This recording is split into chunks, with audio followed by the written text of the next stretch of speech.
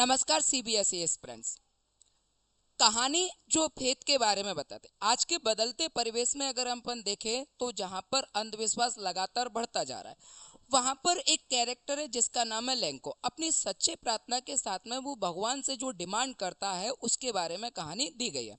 हमें यहाँ से सीखने को भी बहुत कुछ मिलेगा और हमें अपने ईश्वर पे किस तरीके से विश्वास करना चाहिए और आज के बदलते परिवेश में क्या क्या चीज़ें हैं और कैसे हमको समझना चाहिए, इसके बारे में अगर अपन इस कहानी में बहुत डीपली जाएंगे तो हम समझेंगे कि एक सच्चा कैरेक्टर जिसका नाम था लेंको और वो अपने भगवान से किस तरीके से मदद मांगता है, क्या वो मदद रियल में भगवान ही करता है और जब वो उसकी मदद होती भी है तो उसके बाद में उसका क्या इम्पैक्ट पड़ता है। ये सभी बातें हमें एक बहुत अच्छी कहानी जिसका नाम है अ लेटर टू गॉड में पता चलेगा। एक्चुअल में यहाँ अगर अपन इसमें देखेंगे तो सबसे पहले अपन इंपॉर्टेंट चीजें वो पढ़ते हैं जिस जो हमारे कहानी को और भी ज्यादा अच्छी बनाएगा।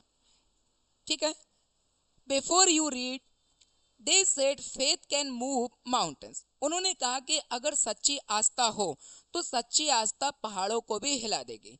ये बात बिल्कुल सही है कि अगर हमारी ईश्वर में बिल्कुल सच्ची आस्था हो तो वो पहाड़ों को भी हिला देती है। ठीक, but what should be put our faith in. लेकिन ये बड़ी बात है कि हमें अपनी आस्था किस प्रकार की रखना चाहिए। क्या हमारी भी आस्था बिल्कुल लेंको की तरह होती है या हमारी जो आस्था होती है वो उनसे अलग होती है। जैसे कि आज की टाइमिंग में अगर हम देखें तो हम अपने केवल उपेक्षा यानी अपेक्षा जो है, उम्मीद जो है वो हम ईश्वर से पूरी कराने की कोशिश करते हैं। लेकिन यहाँ लेंको का जो कैरेक्टर है वो और कुछ बताने की कोशिश करता है जहां पर उसकी जो फेथ होती है वो भगवान को लेकर बिल्कुल सही होती है। ठीक है, this is the question this story dedicated passage. ये जो कहानी है बिल्कुल उसी को डेलिकेट होती है। Lencho is a farmer who writes a letter to God. इसमें जो कैरेक्टर है उसका नाम है लेंको। लेंको जो है वो फार्मर होता है और वो ईश्वर को पत्र लिखता है। हिज क्रॉप्स आर ruined, जहां पर उसकी जो फसल होती है वो पूरे तरीके से बर्बाद हो जाते हैं। आस्किंग फॉर 100 पैसेज, और ये किसके लिए लिखता है? 100 पैसेज मांगने के लिए लिखता है। Does Lencho's letter reach God? ये हमारे लिए बड़ा सवाल है। क्या ये जो लेटर लिख दिया, क्या वास्तव में ये लेटर भगवान तक पहुंचेगा? और अगर ये पहुंचेगा तो ईश्वर जो है वो भी लैंको की मदद किस प्रकार से करेगा? ये हमारे लिए बड़ा क्वेश्चन है। Does God send him the money? क्या भगवान उसको पैसे भेजेगा? Think what your answer to this question would be. अब आपको ये सोचना है कि इसके आंसर क्या हो सकते हैं। इसके आंसर तो तभी पता चलेंगे जब हम इस चैप्टर को पढ़ेंगे, जब हम इस चैप्टर को कुर्की देंगे कि वास्तव में लेंको के साथ में क्या हुआ था, लेंको ने किस तरीके से गॉड के लिए लेटर लिखा और भगवान ने उसकी मदद की या नहीं की, और मदद भी हुई तो किस प्रकार से हुई। ये बातें हम अच्छे तरीके से जानेंगे। And guess how the story continue, और इस स्टोरी को हम आगे कैसे बढ़ा सकते हैं after you begin to read it. ठीक है, अब आपको सोचना है कि अगर हम इस स्टोरी को पढ़ें उससे पहले हमको ये सभी सवालों के जवाब देना है। तो यहाँ अगर हमें सभी सवालों के जवाब देना है तो मुझे एक बहुत अच्छी स्टोरी याद आती है जिसमें मैं आपको कहना चाहता हूँ कि जैसे पहली लाइन लिखी हुई थी कि जो हमारे अंदर आस्था होती है, फेथ होती है, वो माउंटेन को भी हिला देती है। बस इसी तरीके से हमेशा ध्यान रखना कि ईश्वर जो है ना, ईश्वर ईश्वर का जो है ना वो दिखावे का जरिया नहीं है। ईश्वर को हमें हमेशा अपने दिल में रखना चाहिए। जैसे एक साधु थे, वो साधु जिस ईश्वर को मानते थे उस ईश्वर को उन्होंने हमेशा अपने दिल में रखा था। जब उनसे उनके मुंह से उस ईश्वर का नाम निकल गया था तो आपको जानकर हैरानी होगी कि उन्होंने अपने प्राण वहीं पर त्याग दिए थे। जब उनसे पूछा कि आप मतलब प्राण त्याग रहे थे तो उस समय जब उनसे पूछा कि आपने ऐसा क्यों किया, तो उन्होंने वहां पर फेथ को लेकर बहुत अच्छा जवाब दिया था। और वो ये जवाब था कि जिस ईश्वर के नाम को मैं बरसों से अपने दिल में समाये रखा था और जब वही मेरे दिल से निकल गया तो अब मेरे इस शरीर का रहने का मतलब क्या रह जाएगा। तो यहाँ पर बिल्कुल सच्ची श्रद्धा सामने आती है कि जिस इंसान ने ईश्वर को अपने दिल में बसा के रखा था उसके दिल में यानी शब्दों से ही अगर वो निकल गया, बाहर आ गया, तो उस ईश्वर का क्या मतलब रहा, यानी उसके शरीर का क्या मतलब रहा। बस फेथ अगर इस प्रकार की हो तो मैं यहाँ पर कहना चाहूंगा कि माउंटेन ही नहीं, हम शायद पूरे विश्व को भी ये समझा दें कि माउंटेन अकेला नहीं है जिसे हम हिला सकते, हम पूरे विश्व को भी हिला सकते हैं। लेकिन बदलते परिवेश में हम देखते हैं कि कई सारी चीजें आ गई हैं जो यहाँ पर फेक दावा करते हैं कि ईश्वर जो है वो हमने देखा हुआ है, ईश्वर हमारी इस तरीके से मदद करेगा, तो इस चक्कर में हम सही फेथ को लेकर नहीं पहुंच पाते। यानी अगर हमारी फेथ बिल्कुल ठीक है तो हमारे काम जो है वो होंगे, अगर हमारी फेथ बिल्कुल गलत है तो हमारे काम कभी नहीं होंगे। फेथ अगर हमारी सच्चाई पर लेकर है तो ईश्वर किसी न किसी रूप में हमारी मदद करेगा। लेकिन अगर हमारा फेथ ये है कि भगवान मेरे को 100 करोड़ रुपए मिल जाए, मेरे को 10 करोड़ रुपए मिल जाए, तो फिर वो भगवान आपकी मदद नहीं करेगा। जहां पर हम कहते हैं कि ईश्वर नहीं होता, ईश्वर जज करने की चीज होती है, उसको अपने सार्थक बनाओ, अपने साथ में रखो, उसको अपना महसूस करो, बस इतने तक ठीक है। लेकिन अगर आप इसको ये कहोगे कि ईश्वर मेरी मदद करे, मेरी जो भी बीमारी है उसको ठीक कर दे, तो मैं समझता हूं बस यहीं से गड़बड़ हुआ है फेथ को अनफेथ में बदलने में। जब जाना समय नहीं लगता है जब हम कहते हैं कि ईश्वर ही सब कुछ है, और फिर हम एक दूसरे पल में कह देते हैं कि ईश्वर कहीं नहीं है, कुछ भी नहीं है। तो फेथ ईश्वर को जिंदा रखे हुए, और जहां पर फेथ नहीं है वहां पर ईश्वर को हमने जिंदा नहीं रखा। इसी से एक चीज और याद आती है जिनका नाम था स्वामी रामकृष्ण परमहंस। स्वामी रामकृष्ण परमहंस जो कलकत्ता में काली माता के परम भक्त थे, ठीक है। कहते हैं कि काली माता उनको स्वयं खाना खिलाने के लिए आती थी, और स्वामी रामकृष्ण परमहंस जो है ना, उनको तब तक नींद नहीं आती थी जब तक वो माँ की गोद में अपने सिर को नहीं रख लेते थे। आप बिलीव कर सकते हैं कि इस संसार में ऐसा भी हो सकता है? बिल्कुल हुआ है, 100% हुआ है। इसलिए हुआ है क्योंकि उनकी फेथ जो था, उनके जो विश्वास था, वो बिल्कुल ईश्वर को लेकर सटीक था, ठीक है। तो अगर हमारा फेथ ऐसा है तो हमारे साथ में बिल्कुल होगा, हमें ईश्वर मिल जाएगा। और अगर हमारे फेथ वैसा नहीं है तो हमें ईश्वर मिलने वाला नहीं है। उस टाइमिंग में भी जब स्वामी रामकृष्ण परमहंस थे तो उनको एक बहुत गंभीर बीमारी हुई थी जिसका नाम था कोढ़। कहते इसमें जो मांस होता है वो सड़ने लगता है, टपकने लगता है, और काफ़ी तकलीफ होगी, ठीक है ना, दर्द भी होगा, और जो मक्खी वगैरह होती है वो भी काटने लगती है। बावजूद इसके कहते गर्मियों में भी वो काला कंबल ओढ़ के रहते थे। इतनी तकलीफ उठाने के बावजूद भी उन्होंने कभी भी काली माता से ये नहीं कहा कि हे माता मेरा जो शरीर है उसे ठीक कर दो, या मेरी जो बीमारी है उसको ठीक कर दो। यही फेथ है। यहाँ अगर इस फेथ से पूरी दुनिया चल जाए, सभी लोग चल जाए, तो मुझे लगता है कि ईश्वर भी हमारी मदद करना चालू कर देगा। बस यही चीज हमें फेथ को बताती है, और यही चीज हमारे फेथ में एक लाइन है उसको कंप्लीट करती है। They said faith can move mountains. हाँ, बिल्कुल हिला सकती है, कोई बड़ी बात नहीं है, लेकिन आपकी फेथ बिल्कुल सही होना चाहिए, ठीक है। चलिए अब अपन आते अपने कैरेक्टर लैंको की तरफ। क्या लैंको के साथ में क्या होता है और क्या नहीं होता, देखिएगा। यहां अगर अपन बात करें तो देखिए, house the only one in the entire valley, एक घर जो कि पूरे की जो पहाड़ी थी उस पर एकमात्र घर बना हुआ था। Set the crest of a low hill, तलहटी के नीचे। फ्रॉम द दिस हाइट, ठीक है, one could see the river and field of ripe corn. इसकी जो ऊंचाई थी वहां से एक रिवर को देख सकते थे, अपने खेतों को भी देख सकते थे। Dotted with the flower that always promised a good harvest, जिस प्रकार की वो फसल थी उसको एक बहुत अच्छा पानी चाहिए था, यानी हार्वेस्ट के लिए वहां पर बहुत अच्छी रेन चाहिए थी। The only thing the earth needed was a downpour or at least a shower. उसे बस थोड़े से पानी की जरूरत थी। Through out the morning Lanco, लेकिन अगली सुबह जब हुई तो लैंको ने देखा, who knew is field intimately had done nothing else but see the sky towards the north east. अब जब लैंको अपने खेतों में पहुंचा तो वो नॉर्थ ईस्ट की साइड में देखने लगा। हो सकता है वो इसलिए देख रहा हो कि शायद वहीं से उसके लिए हवा चलती हो जो कि पानी बरसाती हो। Now we were really going to set some water women, ठीक है। अब उसके वुमेन ने कहा कि सच में बस थोड़ा सा पानी और मिल जाए, यानी थोड़ी सी बारिश और हो जाए तो अच्छा हो जाएगा। The women who was preparing supper, supper का मतलब होता है खाना, वुमेन जो कि खाना बना रही थी, रिप्लाइड, उसने कहा हाँ यस बिल्कुल सही बात है, गॉड विलिंग, अब भगवान से तो यही इच्छा है कि थोड़ा सा पानी पड़ जाए तो क्रॉप बहुत अच्छी हो जाए। The older boys were working in the field, जो बड़ा लड़का था वो फील्ड में काम कर रहा था।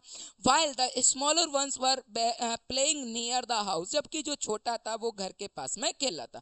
until the woman called to them all, जब तक कि उस वुमेन ने उनको बुला नहीं लिया। कम फॉर डिनर, डिनर के लिए। It was during the meal, meal मतलब जब वो खाना खा रहे थे, भोजन कर रहे थे, जस्ट एज, जब वो भोजन कर रहे थे तब उनके बीच में बातें होती हैं। अब देखिएगा वो बातें क्या क्या हैं, इसको भी अच्छे तरीके से समझना। यहाँ वो कहता है लैंको एड प्रिडिक्टेड, लैंको जो है ना वो प्रिडिक्ट करता है, big drops of rain began to fall, ठीक है। अब वो कहता है कि यहाँ पर जो बड़ी बड़ी बूंदें हैं वो टपकने लगे हैं, गिरने लगे हैं। In the northeast, a huge mountain of clouds could be seen approaching. The air was fresh and sweet. उसने कहा जो एयर है वो बिल्कुल फ्रेश और स्वीट है। The man went out for no other reason than to have the pleasure of feeling the rain on his body. And when he returned, he exclaimed. अब जब वो देखता है तो उसके वहाँ खड़ा हुआ था, तेज हवाएं चलती है, हवा चलने के साथ में जो बारिश होती है उसकी जो बूंदें होती हैं वो उसके ऊपर गिरती है, तो वो समझ जाता है कि यहाँ पर बारिश होने वाली है। उसके बाद उसकी खुशी का कोई ठिकाना नहीं रहता।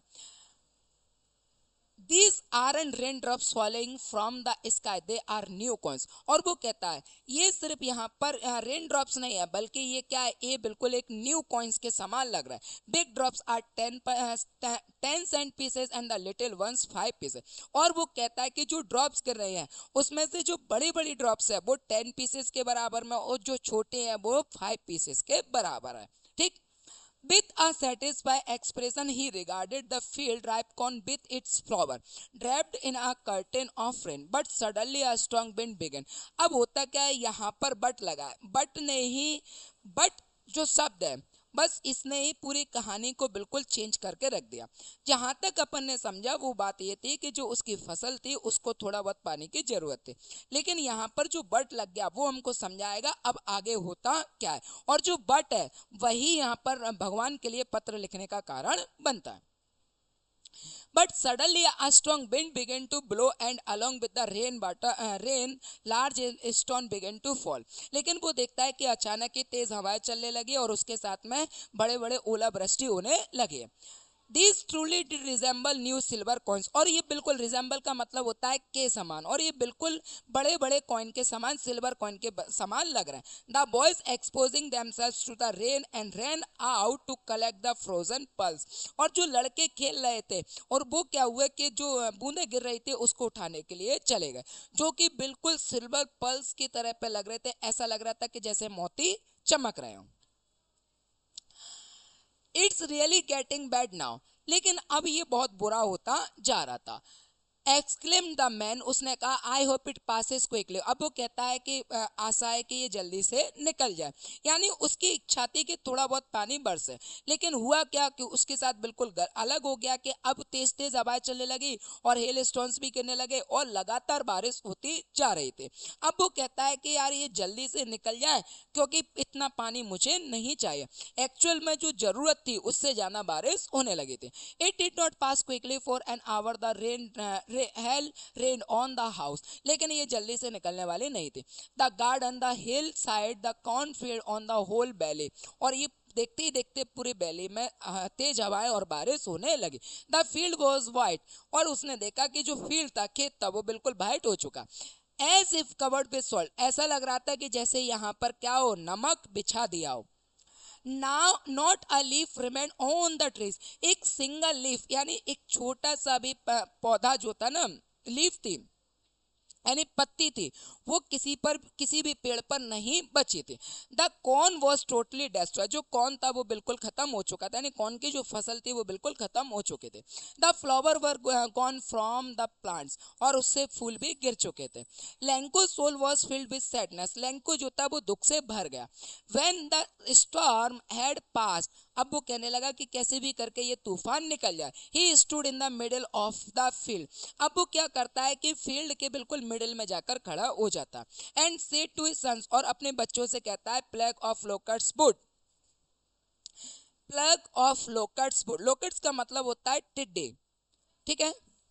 अब वो यहाँ पर कहता है I've left more than this, अब वो कहता है कि इससे तो जाना क्या है, जो टिड्डे होते हैं उनका जब झुंड आता है तो वो भी फसल में खा जाते हैं, तो वो कहता है इससे जाना तो हमारे लिए टिड्डे जब आते हैं वो छोड़कर चले जाते हैं, लेकिन जो बारिश आई है उसने तो सब कुछ बर्बाद कर दिया।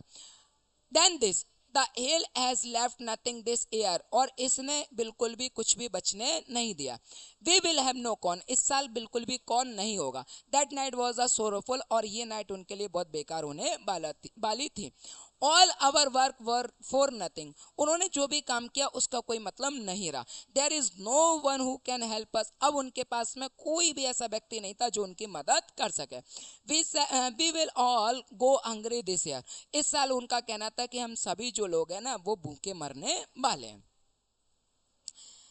अब भूखे मरेंगे कि नहीं मरेंगे ये तो अपन को आगे पता चलेगा। But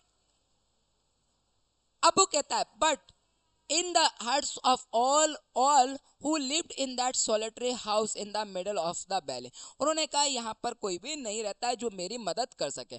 There was a single hope, अब कोई भी आशा नहीं बची, एक छोटी सी भी आशा नहीं बची है। हेल्प फ्रॉम गॉड, गॉड के अलावा। बस यही से कहानी स्टार्ट होती है कि अब लैंको का फेथ जीतेगा, भगवान उसकी मदद करने आएंगे, या फिर कहानी कोई और रूप ले लेगी, या कोई और मदद करेगा, लैंको के साथ में कुछ और हो जाएगा। ठीक है, तो यहाँ से अपन को दो चीजें समझ में आई कि सबसे पहले पैराग्राफ में हमने देखा कि लैंको का जो फील्ड था वो चाहता था कि थोड़ी बहुत बारिश हो, और दूसरी तरफ अपन देखते हैं कि बारिश जरूरत से ज्यादा हो जाती है, और वो देखता है कि उसकी हेल्प करने के लिए कोई भी नहीं है सिवाय एक शब्द के, जिसका जो शब्द था गॉड, यानी भगवान के अलावा कोई नहीं था। अब जब वो भगवान से मदद मांगता है तो उसके नीचे एक लाइन मिलेगी, और वो लाइन सभी के लिए सटीक है, यानी कहानी के सार को अगर अपन समझेंगे तो उस लाइन के बिना ये कहानी पूरी नहीं हो सकती। अब चूंकि क्या है, जब वो कहता है डोंट बी सो अपसेट, कि हमें अपसेट नहीं होना चाहिए, even though this seems like a total loss, चाहे भले पूरा भी लॉस क्यों ना हो जाए। रिमेंबर, हमें याद रखना चाहिए, no one dies of hunger, कि कोई भी भूख से नहीं मरेगा। That is what they say, no one dies of hunger all through the night. Lencho thought only of his one hope, अब लैंको पूरी रात भर सिर्फ एक ही आशा और उम्मीद की तरफ देखता रहता, और वो है उसका God. The help of God, के अब हमारी मदद जो है ना वो गॉड करेगा।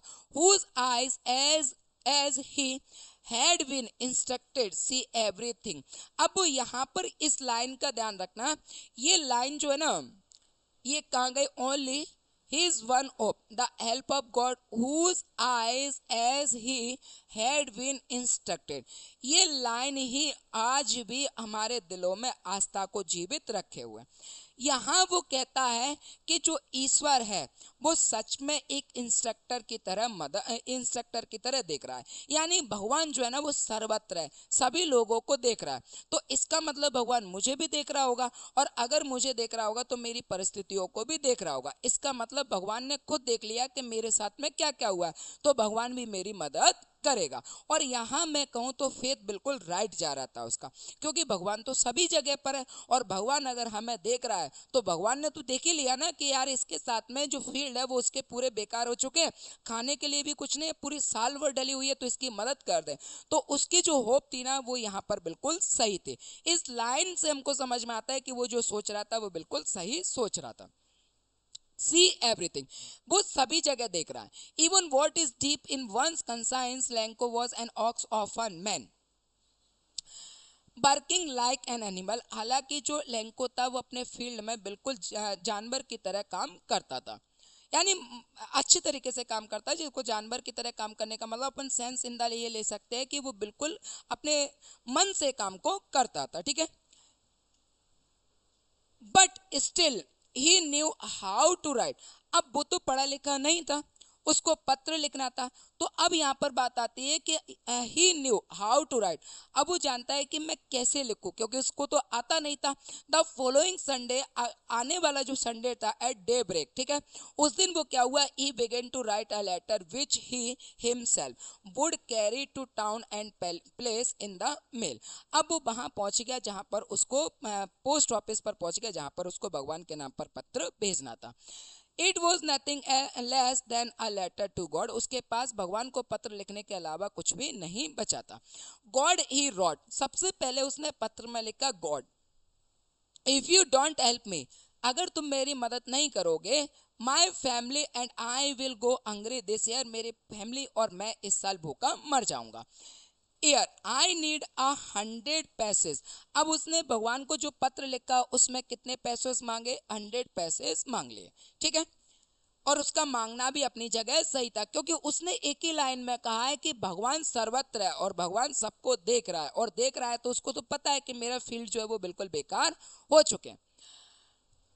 अब आगे क्या होता है इसको अपन देखेंगे। I need 100 pesos in order to sow my field again and to live until the crop comes. उसे 100 पैसे चाहिए ताकि वो अगले साल तक अपने फील्ड को जिंदा कर पाए और इस साल को वो गुजारा भी निकाल पाए। बिकॉज द हेल स्टोन्स, और इसका कारण क्या था, हेल स्टोन यानी ओला वृष्टि थी। He wrote to God on the envelope. अब क्या होता है, जब पत्र लिखा जाता है ना तो पत्र में जो भी बातें होती है उसको लिखा जाता है, लेकिन ऊपर एनवलप यानी एक लिफाफा लगाया जाता है जिस पर एड्रेस लिखते हैं। अब जो एड्रेस था ना, क्योंकि कोई भी जो पोस्ट मास्टर होता है वो कभी भी किसी के लेटर को खोल के अंदर की चीजें नहीं पढ़ेगा, पोस्ट ऑफिस कहाँ भेजना है, कौन सी जगह पर आया है, यानी उसका जो एड्रेस है वो कभी नहीं होता। एड्रेस एक्चुअल में हमेशा ऊपर रहता है ताकि पोस्टमैन उसको देखे एड्रेस ये लिखा है और उसको डिलीवर कर दे। तो उसने लिखा God, put the letter inside and still trouble, went to town, और उसके बाद में वो घर पर चला गया। At the post office he placed a stamp on the letter and dropped it into the mailbox, और उसने उसको मेल बॉक्स में डाल दिया। वन ऑफ द एम्प्लॉय, उसमें से एक एम्प्लॉय था वो आया, who was a postman and also help at the post office. उसमें से पोस्टमैन आया जो कि वहां पर पोस्टमैन का काम करता था और पोस्ट ऑफिस में कभी कभी वो हेल्प भी कर दिया करता था। बेन to his boss laughing utterly and sobbed him at the letter to God, और वो अपने बॉस के पास जाता है, उसको लेटर दिखाता है और बहुत जोर से दोनों के दोनों हंसते हैं और कहते हैं कि ये देखो ये लेटर भगवान के नाम पर आया है। अब मैं इसका क्या करूं। Never in his career as a postman had he known that address. उसने कहा कि मैंने अपने पूरी जिंदगी में ऐसा एड्रेस कभी नहीं देखा। The postmaster of fat amiable, postmaster जो था उसके अंदर एमिएबल मतलब फ्रेंडली एंड प्लेजेंट, वो खुश मिजाज और दोस्ताना व्यवहार रखता था। देखें फिलो, ठीक है, friend fellow also broke out the laughing. अब वो अचानक ही क्या वो also broke out laughing but almost immediately turn serious. अब उस जो हंस रहा था वो उसने हंसना एकदम से बंद कर दिया और बिल्कुल सीरियस हो गया और सीरियस होकर सोचने लगा कि अब मुझे क्या करना चाहिए। Serious and tapping the later on his desk, अब वो डेस्क पर उस लेटर को बार बार थपथपाने लगा, टैपिंग करने लगा। Comment in what faith? I wish I had the faith on the man who wrote this letter, starting up a correspond with God. उसने कहा कि देखो आज के टाइमिंग में भी इस इंसान का भगवान पर कितना अच्छा विश्वास है। So in order not to shake the writer's faith in God, the post master came up with an idea. अब वो नहीं चाहता था कि इसका जो फेथ है वो भगवान से टूटे, इसलिए वो उसकी मदद करने की सोचता है। आंसर द लेटर, यानी वो लेटर का आंसर देगा। But when he open it, लेकिन जब उसको खोलता है, it was evident that to answer it he needed something more than to goodwill. अब वो कहता है जब उसको खोलता है तो उसको पता चलता है कि वास्तव में इसमें क्या लिखा हुआ है। And goodwill, ink and paper, और वो इंक और पेपर लेता है, लिखना चालू कर। But he stuck to his resolution, he ask for money from his employ. उसने जितने पैसे मांगे थे उस पर जो थे उसने वो लगाए और साथ में उसने अपने एम्प्लॉय से भी पैसे मांगे, यानी दोस्तों से पैसे मांगे। He himself gave part of his salary, और उसने अपनी सैलरी का भी हिस्सा दिया। And several friends of his were obliged to give something for an act of charity, एक चैरिटी की तरह यानी एक मदद करने की तरह उन सब लोगों ने उनके लिए पैसा इकट्ठा किया। It was impossible for him to gather together the 100 पैसे, जो कि उसके लिए इम्पॉसिबल था। So he was able to send the farmer only a little more than half. अब उसने सोचा कि इतना पैसा भेजना मेरे लिए भी इम्पॉसिबल है, क्योंकि मेरे को भी इतनी सैलरी नहीं मिलती है और सबने जो मदद करी है उससे मिलाकर भी उतना पैसा नहीं हो पाया, तो क्यों ना मैं इसने जितने मांगे उससे कहीं ना कहीं थोड़े बहुत कम या हाफ भेज दूं। He put the money in an envelope addressed to Lenko.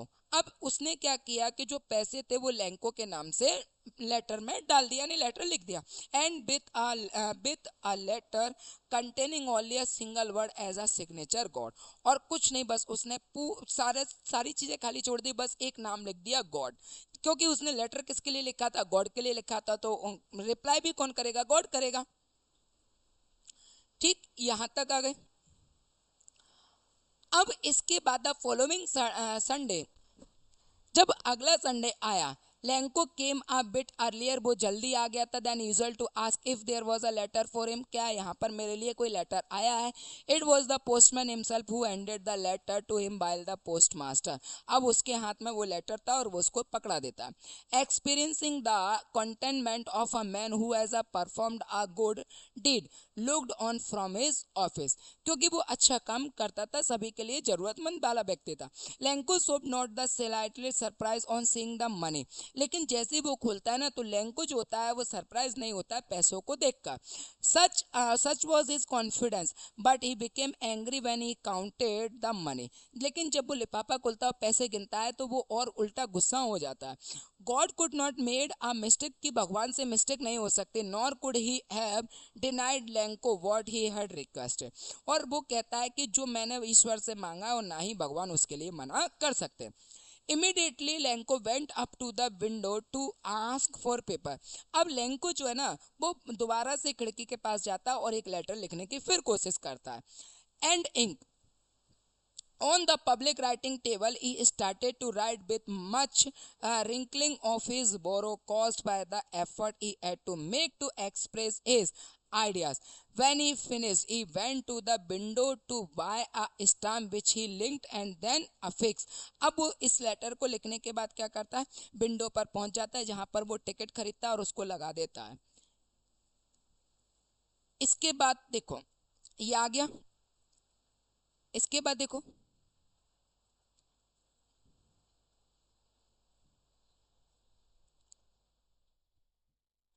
अब ये आता है the envelope with a blow of his fist the moment the letter fell into the mailbox in the postmaster went to open it, जब वो उस letter को दोबारा से लिखे हुए लेटर को जब वो मेल बॉक्स में डालकर चला जाता है तो पोस्टमैन फिर से जाता है और पोस्टमैन उस लेटर को निकालता है और निकालने के बाद फिर से उस लेटर को पढ़ता है।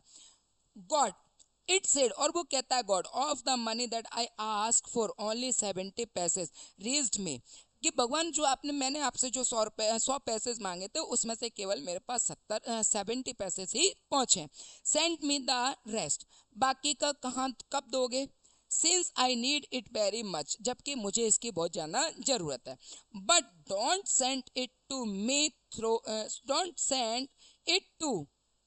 थ्रो द मेल, ठीक है, लेकिन इस पैसे को मुझे मेल के द्वारा नहीं भेजना, because the post office employees are a bunch of crooks, क्योंकि इस जो यहाँ पर पोस्ट ऑफिस है उस पोस्ट ऑफिस के जितने भी एम्प्लॉय हैं वो क्या है, बंच ऑफ क्रूक्स, यानी यहाँ पर जितने भी लोग हैं वो सभी के सभी कैसे है, डाकू है, बंच ऑफ क्रूक है यानी डाकू है जो कि पैसे चुरा लेते हैं। यहाँ पर अपन कहेंगे कि लेंको को ऐसा नहीं करना चाहिए था। लेंको की फेथ थी, ये बात हम जानते हैं, और लेंको की फेथ थी इसलिए उसने भगवान को लेटर लिखा, ये भी हम जानते हैं। उसके पीछे वो जो तर्क देता है वो भी बिल्कुल सही था कि भगवान एक इंस्ट्रक्टर की तरह सभी जगह पर देख रहा है, तो उसने यहाँ पर फील्ड को खराब करते हुए भी देखा होगा, तो क्यों ना भगवान से मदद मांगी जाए, क्योंकि एकमात्र सहारा भगवान है। पर यहाँ भगवान मदद करने के लिए नहीं आएंगे, भगवान किसी ना किसी को तो मदद करने के लिए भेजेंगे। तो ये अपन कह सकते हैं कि लेंको के लिए जो एम्प्लॉय था, पोस्ट मास्टर था, वो भगवान का ही रूप लेकर आ गया, नहीं भगवान ही बन गया और उसने कहा मैं मदद करूंगा। उसने पैसे इकट्ठे किए और पैसे इकट्ठा करने के बाद में केवल 70 पैसे ही इकट्ठे कर सका, लेकिन लेंको को कितने चाहिए थे, 100 चाहिए थे, 100 पैसों चाहिए थे, पर वो इकट्ठे कितने कर सका, 70। तो यहाँ पर लेंको जो होता है ना उससे मिसअंडरस्टैंडिंग हो जाती है, उसको लगता है कि भगवान ने तो 100 रुपये ही भेजे, 100 पैसे ही भेजे होंगे, लेकिन इन लोगों ने क्या किया कि मेरे मेरे लेटर को निकाल लिया, उसमें से 30 पैसे जो है वो चुरा लिए और 70 पैसे रखकर मुझे वापस दे दिए। इसलिए इसलिए वो कहता है कि इस भगवान अगली बार जब आप पत्र को वापस करो यानी मेरी मदद करने के लिए लेटर को भेजो, तो आप मेल बॉक्स में मत डालना, आप मुझे डायरेक्ट ही दे देना। यहाँ पर ये वाली बातें सामने आती हैं। इस तरीके से एक लैंको जो कि अपने फेथ को लेकर यानी अपने क्रॉप को लेकर परेशान रहता है और अपने फेथ को लेकर भगवान से जो भी मदद मांगता है वो उसकी मदद होती है, लेकिन उसका जरिया दूसरा होता है। उस जरिए में वो भगवान को ही कटघरे में खड़ा कर देता है, यानी अपन कह सकते हैं जिसने उसकी मदद करी वो उसी को ही कटघरे में खड़ा कर देता है, यानी उसी पर लांछन लगा देता है। और ये सब चीज़ें जो है ना वो पोस्ट मास्टर भी देख रहा होता है, पोस्ट मास्टर को भी लगता है कि लैंको से गलती हुई है। ये था आपका पहला chapter a letter to God. ठीक है, आज मैंने अ लेटर टू गॉड पढ़ाया हुआ है। आप इसके क्वेश्चन आंसर की वीडियो भी देख सकते हैं, मैंने इसके क्वेश्चन आंसर भी कराए हुए हैं। क्वेश्चन आंसर में भी मैंने आपको एक क्वेश्चन के 2-2 3-3 आंसर बताए हुए। आपसे जो क्वेश्चन का आंसर याद हो जाए आप उसको याद करिएगा। बस मेरी आपसे एक ही रिक्वेस्ट है कि आपको याद करना, आप याद करिएगा। ठीक है, स्टोरी अच्छी लगी हो, अच्छे तरीके से टेलिंग किया हुआ, समझ में आया हो, आपके लिए हेल्पफुल रहा हो तो वीडियो को लाइक करें, शेयर करें, और नए स्टूडेंट है तो सब्सक्राइब जरूर कर लीजिए, क्योंकि सीबीएसई स्टूडेंट्स के लिए हम पूरा टोटल पढ़ाने वाले हैं, जहां पर मैं नवल सर आपको इंग्लिश पढ़ाऊंगा। ठीक है ना, एक बहुत अच्छे टीचर जो कि मैथ, आप बहुत शानदार मैथ है उनका, और जब उनको पढ़ाने का भी बहुत शौक है, बहुत अच्छा पढ़ाते हैं मैथ। नीतीश सर जो कि बहुत अच्छा पढ़ाते हैं, उनके वीडियो डले और आप उनसे बहुत अच्छा मैथ सीख भी सकते हो। और ज्योति मैम वो भी बहुत अच्छा पढ़ाते हैं, जहाँ बच्चे को साइंस में कंसेप्ट क्लियर नहीं होते क्योंकि वो रटता है, उसे सिर्फ ये लगता है कि मैं रटता रहूँ। वहाँ पर मैम ने जिम्मेदारी ली है कि मैं क्वेश्चन को रटाऊंगी नहीं, अपेक्षाकृत मैं उसको समझाऊंगी ताकि बच्चा उस चीज़ को समझे, ना कि वो रटे। रटने वाले बच्चा हमेशा वीक रहता है, समझने वाले बच्चे के अंदर कॉन्फिडेंस आता है। तो तीनों ही टीचरों ने अपना अपना बेड़ा जो है वो उठा रखा है। बस कमी है तो आप लोगों की कि आप लोग उसको कैसे समझोगे और कितना आप हमारा सहायता करोगे। बस हम चाहते हैं कि आप पढ़ो और आगे बढ़े। ठीक है, चलिए अब मिलेंगे अगली स्टोरी में। वीडियो को शेयर करें, लाइक करें और सब्सक्राइब करिएगा। नमस्कार, जय हिंद।